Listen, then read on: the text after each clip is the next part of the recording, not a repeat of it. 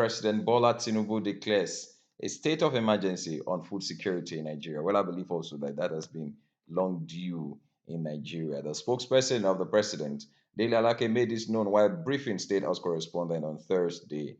With respect to the food security, the president directed that all matters pertaining to food and water availability and affordability as essential livelihood item be included within the purview of the National Security Council. The directive was said to be in line with the Tinubu administration's position on ensuring that the most vulnerable are supported. Like I said, President is not unmindful of the rising cost of food and its effect on the pocket of citizens. The president has directed that immediate release of fertilizers and grains to farmers and households to mitigate the effect of the subsidy removal. There must be an urgent synergy between the Ministry of Agriculture and the Ministry of Water Resources to ensure adequate irrigation of farmlands and to guarantee that food is produced all the year round. The president was quoted as saying, well, like I said, it's been long overdue. This state of emergency is long overdue. However, I I feel much still has to be done because the security situation of the country has made it very very difficult for people to go to farm.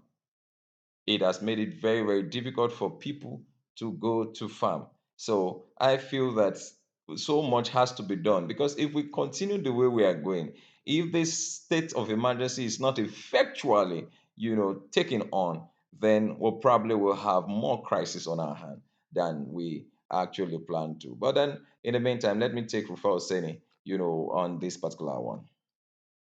We have a big food crisis in our country. A part of it is caused by the high amount of post-harvest losses. Another part is caused by the fact that we don't just plant enough because of insecurity. The other day, you saw a story of a lawmaker saying jihadis from Niger are collecting taxes from our farmers, so we can't plant. How do we solve the problem of not storing what we have planted, post-harvest losses? We need to build more silos around the areas, organize farmers into communities, give them fertilizers, but have more silos to be able to store their food. You know why? What happens is most of the time, most of their foods are lost to post-harvest losses. So the middlemen come in and buy their food and keep their food and sell it at a higher price. So if you have more of the silos, you can eliminate more of the middleman effect and be able to get the farmers proper value for their food and also be able to track the price of food. Also, we need to plant enough. We have over 83 million hectares of arable land in this country to plant. We're not optimally utilizing that. We should be the food basket of Africa, but we've not done that. In the 60s, and that's why when I saw the tomato debacle recently, I shuddered. In the 60s, Nigeria used to produce about one third of the tomatoes in the West African sub-region. But now we don't have that again. We're not planting enough. We need to be able to show up production, and like I said before, give them the farmers subventions, loans, and palliative and everything, and fix the problem of insecurity on the farms. And also be able to double effort as regards ensuring that transportation of the food is made necessary. So even the colonialists were very wise enough to be able to build rail tracks across areas that had altitude. Yes. What can we do now? Let us use our rail lines. They should be able to move food from the north to the south, make cost of transportation easier. If possible, all the other narrow gauge lines, we could resuscitate them, use less speed trains to be able to get food across board.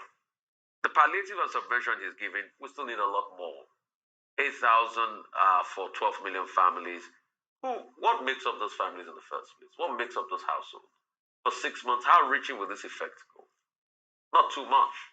Also, we need to be able to tie the things we give around outcomes. I will have wanted us to be able to put more as regards reducing the price of food in the market rather than giving this handout that you will give for a while and it will go. So what are the outcomes we can tie them around then? I keep referring to Ghana. I keep referring to Brazil, Bolsa Familia, tying them around educational outcomes. Some people argue, but also look at the terrain in Nigeria.